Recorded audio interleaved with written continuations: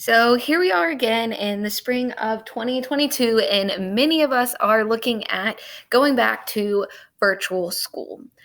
So, with that being said, I wanted to share a little bit about what I've been doing to have virtual success. So, let's go back a few years. We shut down in 2020 in the spring, like many school systems did, and we taught kind of an emergency way in the spring. So we put lessons out there and work out there, and the main goal was to connect with students and teach them as much as we could. But the main thing was checking in with students during that time. Fast forward to the fall, and we actually went to virtual where students had a schedule and they had classes every day and they had instruction. And it was very different from the spring where it was all emergency. And the fall was more like traditional school.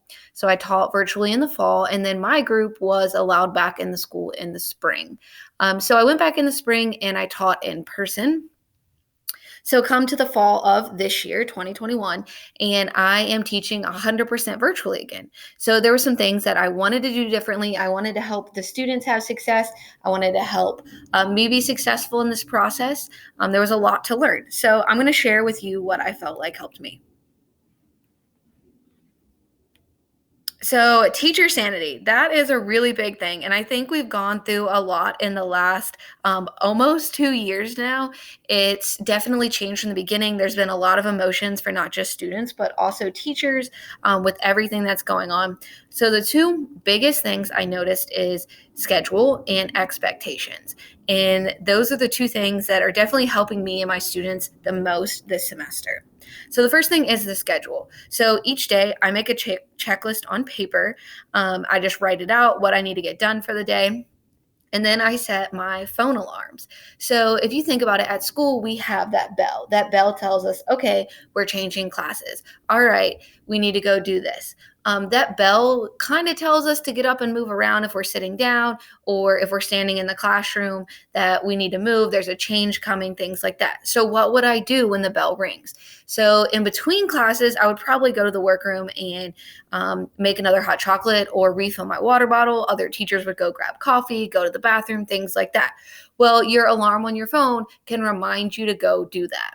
The other thing is when I have that list, I love to just get it done. I just want to work until it's done, which sometimes means that I would work from 8 a.m. to 4 p.m.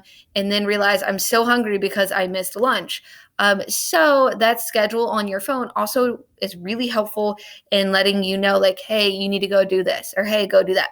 So on my list, I also include simple tasks like take a walk down the street. So I'll walk down the street because typically in a classroom, you may walk down the hall in between classes or on your planning period, things like that. So on the list, I schedule things like that.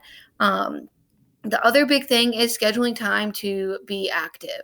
So traditionally, you're walking around a classroom most of the day. And then when you're not in the classroom, you might be walking to meetings. You're doing a lot of walking. When you're at home, you're not doing that so much. So on my list, I try to put to go take a lap. And that really does help stimulate your brain, especially in the afternoon when you're getting tired.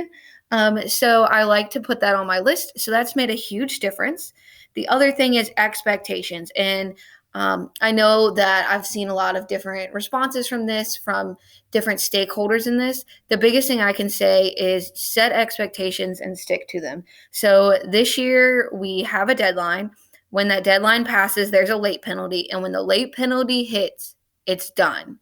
That is the biggest thing. And I will tell you, it relieves so much stress. You're not collecting 80 papers at the end of the 9 weeks to grade in a matter of an hour. You're not collecting work throughout the 9 weeks for students that didn't do it the first or second or maybe third or fourth time you gave it to them. There is that due date. When the due date passes, you have that late penalty. Now, I will say that does increase the amount of parents you have to call in the beginning. But if you're sticking to those due dates and then that late penalty, you'll find that the students rise to that expectation. So, what does this look like from the student perspective? So, you might think like this is a bit much, but for my students, the biggest thing that I've seen is giving them a schedule. So, on the first day of class, so I teach semesters. So, first day of first semester, we made a schedule. So, I went ahead and outlined the order that they had classes, and then they went in and filled in the time that they had class. and then we scheduled a break. So they have 30 minutes of instruction, and then they have somewhere between 30 and 45 minutes of practice, depending on how long it takes them. So in between the instruction and the practice, they were to take a break. And then they would go to the next one. So this is kind of a sample schedule for 2 classes that my students would follow. So they would have class, they would take a break, they would do another class, take a break. They would do work, take a break. So you build in those breaks. So you teach your students also how to get up and move around, be active, but also how to refocus.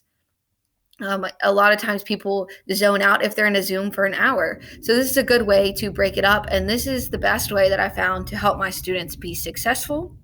So I hope this helps you as many schools transition back to virtual learning.